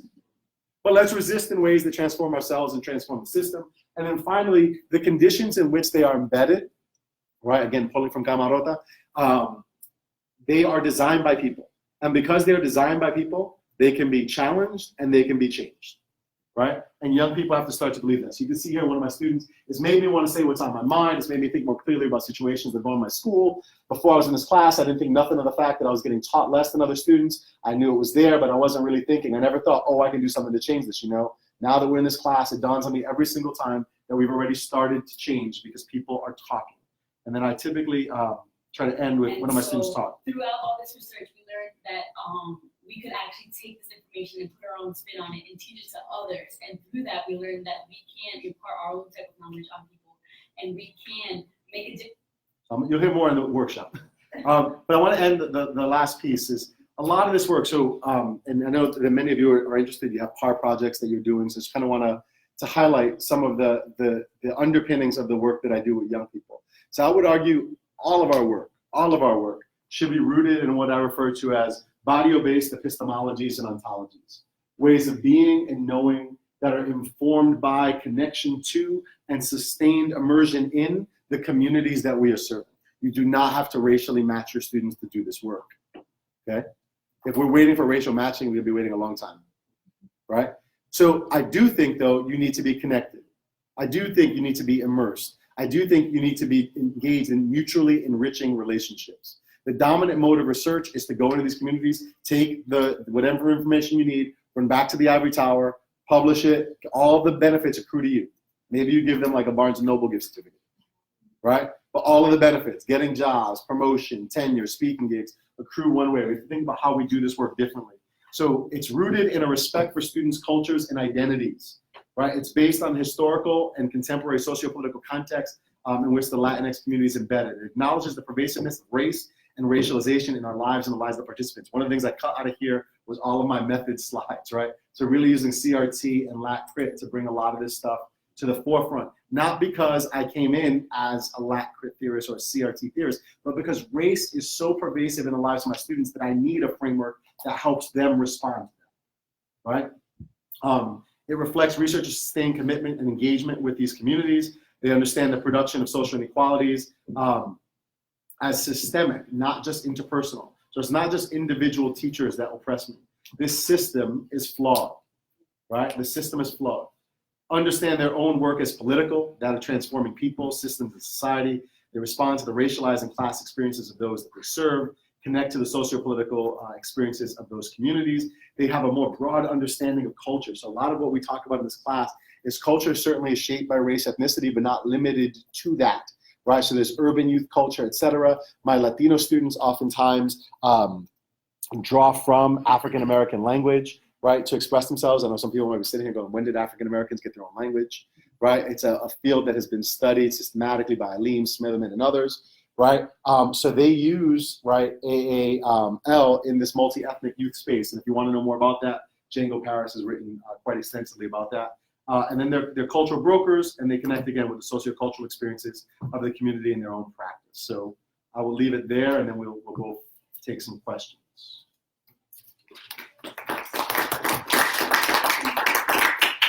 So in the book that you have published, is the framework of the curriculum also in there as well, or is that something? So I reference it. So I want to be clear.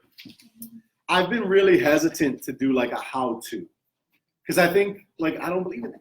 Like best practices, like what might work in DC may not work in Connecticut. What might work in Northwest may not work in Southwest. Like young people have particular histories, worldviews. We're not monolithic, right? We're not monolithic. People push back, and obviously I didn't get this here, but I've been in other places where people come up to me and they're like, well, it must be easier for you as a Latino researcher working with Latino kids, as if I walk in and all of a sudden the seas part and they start spilling their guts to me.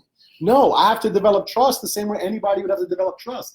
And certainly I would argue I have some methodological capital. I'm able to code switch and code mesh and use the different languages that they use, but I also think they look at me with a more jaundiced eye, right? Because they're like, yo, how did you get to where you at? Like, you know what I'm saying? You must have done some shady stuff because I know this system is messed up. So like there's other like hurdles that I also have to navigate. And then also I would say, and I'll talk a little bit more about this. I was actually going to have you do it during the workshop. But like my first lesson plan, I'll give you just the quick outline. There's a radio show up in Connecticut, an urban hip hop radio show. In the midday, they have this thing called Tell Me Why You're Mad. And I asked, first day of class, I asked the kids to write down on a piece of paper all of the things that upset them about school. Don't put your name on. I have them crumple it up and throw it to the front of the room because I don't even want to know I got it from student X. Sometimes they throw it at me. It's the first day before we develop rapport. It's fine. I don't take it personal. We open them. We put them on the board indiscriminately. And our first class is all about inductive coding. How do we start to group all of those things into thematic categories? And then how do we create research questions that help us address that? And I think, to me, one of the things that I think about teaching is we need to invert the curriculum, right? Schultz has talked a little bit about this. But when we think about how we teach curriculum design, we typically start with a standard, right? So this is the standard I want to meet. Sometimes we use UBD, we go backwards, but we start with a particular standard. I start with the kid because I would argue those standards and those approaches weren't necessarily developed with our students' interest in mind. The most meaningful learning happens when you build on what? Prior knowledge. You got to know what they know, right? What things that they're interested in. Then the art of teaching becomes, how do I connect that to the framework?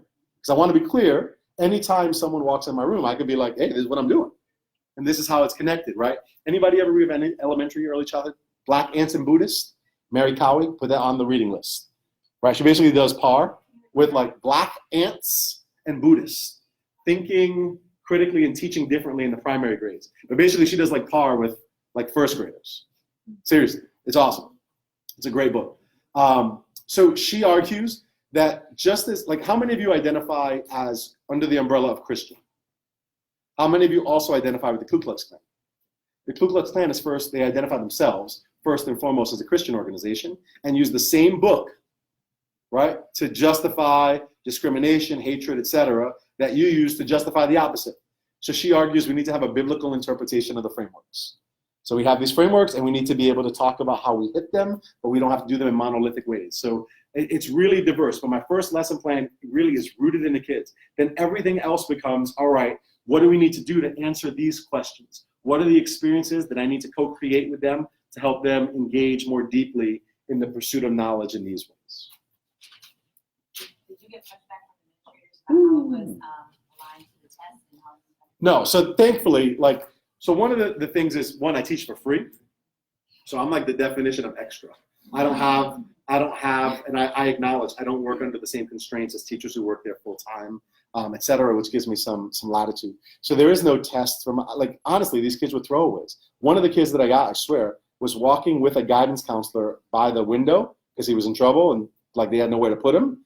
And so she was like, got called to something. She walks by my room. She goes, can I just sit him here for this period? And I'm like, sure. He sits there, and at the end of the period, he comes up to me, he goes, can I stay? I'm like, yes, you're in. Like, honestly, like, it's unfortunate, but like these kids were seen as the cast-offs, right? They were the cast-offs from it. Time for one more? So, yeah, actually, what I want to do is open it up to both speakers. So if Dr. Rodríguez, I don't know if you feel like you want to come up front as well, but we do have time for more Q&A, so not to stop the flow of questions at all. Keep them coming, but I also want to invite Dr. Rodríguez to share it. So questions for either of them. We should do this more often. Tag team like this. I like it. We didn't even plan it. Like, duct. Yeah. Can you talk a little more about the role of Latinx folks within the whole education movement? I know you kind of hinted at them being pioneers of education. Can you just kind of elaborate on that? Yeah. So I think there's a history and a present, but there's a history that we've largely been written out of, right? A narrative that we have been omitted from. So de jure segregation ended, right, in 1954 with what Supreme Court case? Brown versus Board of Ed. Thurgood Marshall argued, right, that case, and he had to use precedents, right, which are cases from previous decisions, right, lower courts, et cetera. And many of the decisions that he used to illustrate his point and argue for the elimination of de jure segregation came from Latino communities. Interestingly, Latinos were not covered under Brown until 1974, right? And today remain after white students, because we don't talk about white students as segregated. After white students, Latinos are the most segregated students in U.S. schools, right? But if we look at Lemon Grove, California, if you look at the Mendez decision, et cetera, Victoria Maria McDonald did kind of a history of Latino ed text, where she uses like primary documents that can get at a lot of this. So I think that's a really good point of departure to start to include Latinos in the narrative for educational justice inequity in U.S. schools. So we have been there, we are there, yet the dominant narrative is that we're apathetic. So, there's an article I referenced earlier, actually, the person I referenced earlier, George Sanchez. The connection that Dr. Irizarry and I made is through the American Association for Hispanics in Higher Ed. They'd asked me to do this special paper around using data for social justice, right? And I started thinking about it and thinking, there's actually a history of this. And we often don't think about Latino advocacy and policy to what Dr. Irizarry was just referring to, the more recent 30, 40-year history, 50-year history. So there's George Sanchez. I knew that the building of education there in the University of Texas at Austin was named after him. And I was doing my degree was in ed policy. We never actually spoke to his works and wondered why the building was named after him. So when I started digging in, the guy was at the age of 19, was already essentially a principal in New Mexico. Goes, gets his master's around and looks at the bias use of IQ testing in the early 30s and essentially starts putting some research that shows that's problematic. He becomes and sees the data for the state of New Mexico and realizes that the school finance formula is problematic in the state and pushes for the Equalization Funding Act. In 1934, fails it, becomes the president of the New Mexico Educators Association, and then using teachers as advocates, flips the state's formula plan to essentially make sure that at least funding was more fairly distributed across the entire state. Leaves the state of New Mexico, becomes the president of LULAC in 1940, goes to Austin, and then he does a lot of the collaborations with different agencies and organizations to push the policy conversation. Realizes that research and the politics of it are not enough. We have to legally challenge it. So he starts the American Association of Spanish-Speaking People, which was a predecessor to Mexican American Legal Defense and Education Fund in the early 50s. So even when Brown v. Board came in, there were still desegregation fights that had to take place in the 50s that he initiated. I wrote this piece to essentially highlight that one, policy advocacy for Latino communities has been taking place from the get-go. Moreover, there's a model of folks who have demonstrated to us, especially as scholars, who have taken the fight in multiple levels, not just through their research, not just through their leadership in different organizations, but also even being strategic with legal advocates to change the conversation and flip the narrative and flip and challenge the system. And so there's a history of that. And I did that article intentionally to say, yeah, we've been there from the get-go. And we should take notes. And I even called the title, Recovering That History, because it was important for me to go back and tell that story to say, look, there's a model for this. We don't have to go too far, right? And there are notes that we should be taking, especially as scholars in the field, to do this. What are also about like addressing the in-house conversation, especially like the policy work.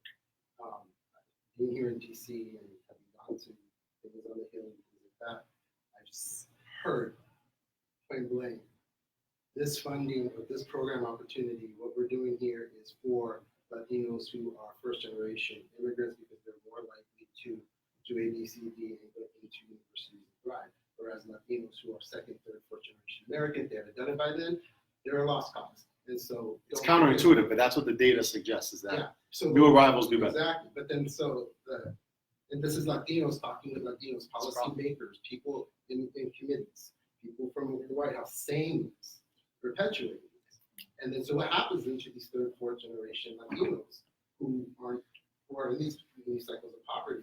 Because at the policy level where it's happening here in DC, we're going with this message. And I touched upon deficit thinking. It's a very simple concept to grab onto. I pulled myself up by my own bootstraps, right? I worked hard and sacrificed, and I'm successful, so you can too. So, right, and all it takes is this idea that you just have to work at it. So what does that mean? If you're not successful, you must be lazy.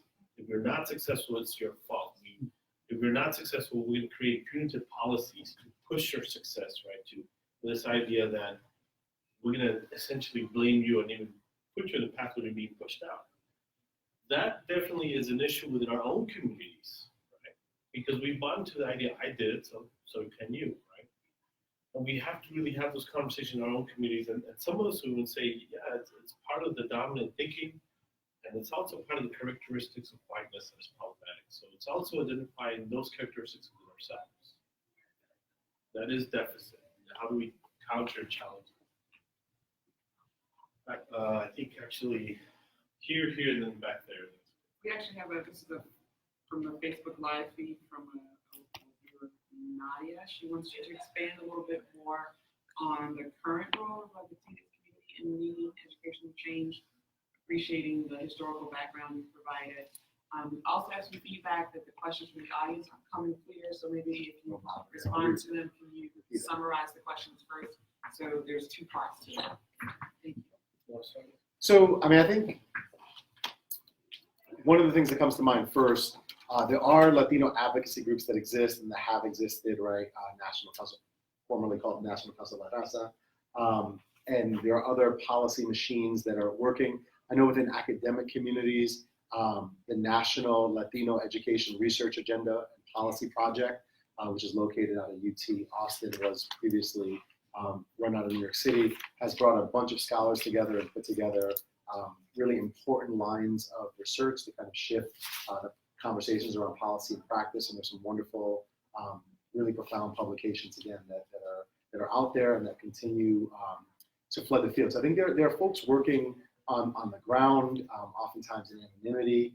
But I know that the work is happening, and we need a little bit more of a systemic effort to think about how these things kind of connect in different regions as well. You know, making a point, I was having a conversation with some colleagues who are part of Excelencia in education.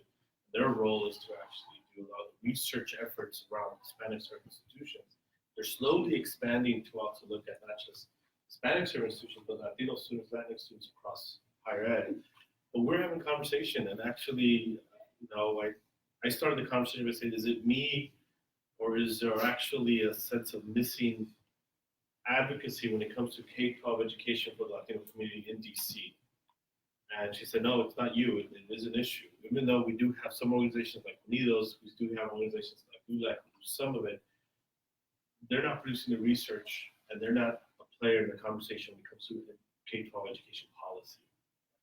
And when you look at the players who are like the Education Trust, or the American Council of Education, other large organizations like that, they're not doing the work that really is intentionally focused specifically on how do we improve policy for the Latino community. So those are some challenges that we do face here in DC, and that becomes a part of the conversation, because then when you have the politicians or when you have other individuals, you know, playing out their assumptions, what gets played out in those conversations, not research. It's that deficit thinking that is then problematic and then begins to shape national, federal policy, or even state policy. Did I say back there or back here first? You said up there. Okay, let's go again. Yes, so this question is for you primarily. It's about the difference between YPAR and PAR, and what methodological differences are between the two, or it's just a matter of emphasis? And if so, would be more important the context than the population? So I'm going to summarize the question just for the live feed watchers. So the question is about some of the nuance of the difference between YPAR and PAR. So I've used them interchangeably. The reason I've chosen to highlight YPAR today in a lot of my work is that I don't think all PAR centers youth. And I want to make sure that youth are at the center of this particular work, although it is certainly a multi-generational collaborative. There are adults in the space. But I use YPAR particularly to underscore the centrality of youth and youth voices in this without homogenizing that or having that be absorbed by some of the adults in the room. So quite honestly, it keeps me in check, and it keeps the other adults in the room in check to make sure that we are really working collaboratively, and it's not a follow me, I have this idea for a project, and it'll look good if young people are actors in the project, as opposed to let's co-construct a project. So that's kind of how I use it. But I also think there are some shortcomings, right, with not including it as PAR as an overall methodology. So in our accountability class, we talk a lot about how like states and local government or schools even don't typically like collect the data or even separate it to mention like suspension and absenteeism against for students, particularly students of color, because it puts it almost puts them in a position where they have to do something because they information, which is what I kind of figured would happen when you ask the principal, hey, can we have this information? So since you got that information and have, published it, has there been any efforts to improve in that specific school? So this question is about how the difficulty sometimes of obtaining disaggregated data within schools, and specifically about the experience that Dr. Irizarry shared where the students were unable to get access to that data. And so the questioner is wondering a little bit about what happened once they got access to the data. So I'd love to tell you that it was wonderfully received and we all held hands and sang Kumbaya and everything got better. So that wasn't the case. And some of it was out of my control because I wasn't in the building all the time. So how the narrative about our work got spun by different people and sometimes in ways that wasn't particularly problematic. So I had one, Taina. Taina blew up the spot really early. So a teacher treated her disrespectfully and she's like, you're the reason why we have this project. Right? And so like off the bat, teachers like, oh my God, he's coming after us, which wasn't the case. But it's really hard. I wrote a piece with Tara Brown called Humanizing Research in Dehumanizing Spaces. And I would argue that many schools, but particularly these schools, are dehumanizing spaces for Latino youth, right? And so it was a real uphill battle. So the administration was supportive, especially early on. They're like, come on in. But then as I started to kind of share some of the data that were emerging, then it was like, that's not us. So I took, and I'm not telling you, like, I probably lacked a little tact in this one too. And I'll take some responsibility, but at a faculty meeting, I took all of the 87 responses that faculty gave to the question, and I flashed it at them without saying anything. And they're like, oh my God, who wrote that offensive stuff? I can't believe it. Who would write that? And I'm like, you all wrote that. No, we didn't. And it actually got really nasty for a while where someone filed like an IRB complaint because they wanted my data. So they were trying to make the argument that I'm a state employee. So everything that I do then is public work product. And so they wanted the data so that he called me up. He goes, I'm a researcher and I'm gonna come up with a different interpretation. I'm like, bro, I don't know where you took research class, but how do you know your interpretation is gonna be different before you see the data, right? But it literally got that contentious. And I'm like, I'm not gonna give you the data. I was like, why not just believe the interpretation of 16-year-olds in your building? Like, what if their perspective actually had value? What would that mean for your work? And like, hold that, right? And I can tell you more later about how it ended. It wasn't pretty. I'm all right though. They called off the dogs eventually. So in the school, I don't want to say the school was so receptive to the work, and some of that is my fault. Some of that students in the collaborative leveraged the collaborative to hurl back when they were feeling like they were put in a corner by their teachers, which didn't necessarily help. So I've learned since and have been able to control the message in subsequent projects a little bit better so we can have a bigger impact in that particular building. But I do think they had a really big impact. We presented at regional and national conferences where I think their message was very well received because while teachers could see some of the practices that they employed or that are employed in the building on the screen, it wasn't as like, there's my words on the screen. So you're never a prophet in your own homeland. But I do think it was important work and I do think they got their message out there, but I don't want to suggest that the school's perfect. And then also just, this is actually a good note. So this young woman here was so she was in the first pilot program I did. She came to UConn on a scholarship. She got her master's degree in school counseling, and she is now a counselor at the school where we did the project, where she was my research assistant. And she's awesome. But we just met, and as much as things changed, things stayed the same. Let me expand on that real briefly. From a systemic policy perspective, statewide, the school finance case that we testified in, the argument was, well, based on 11 years of showing this data and accountability, the state literally was arguing that that's just the way things are. Literally, they brought in and they seriously paid some guy from Montana to basically say, that's just the way things are, it's cultural differences, we should just accept them. Mm-hmm. And then they tried to use that argument against me, and when I was in the stand saying, well, when it comes to accountability concepts, we're responsible for just essentially providing this data. And I said, no, the concept of accountability is what you do with that data.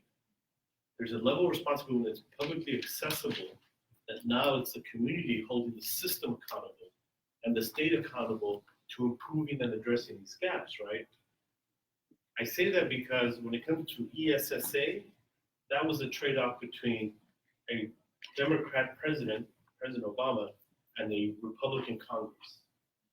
They were celebrating the states get to now define accountability, but the trade-off was that civil rights data collection that carries a lot of powerful data and evidence to it, that they made sure that that was going to be publicly accessible and be part of the conversation, and more importantly, for community to now use that data and shift the policy conversation, or shift how we then particularly engage in accountability. Okay, so I see lots of interest still from our audience, which is wonderful. Thank you both for sharing. The formal time, unfortunately, is going to need to draw to a close, but students of educational transformation, please keep your questions handy because you're going to get more time with the speakers. And everyone else, thank you so much for attending.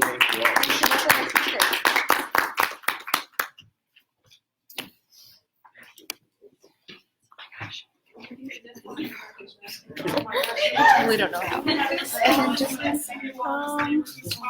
Krista sent me over here to do it. Sorry. Yeah, you just.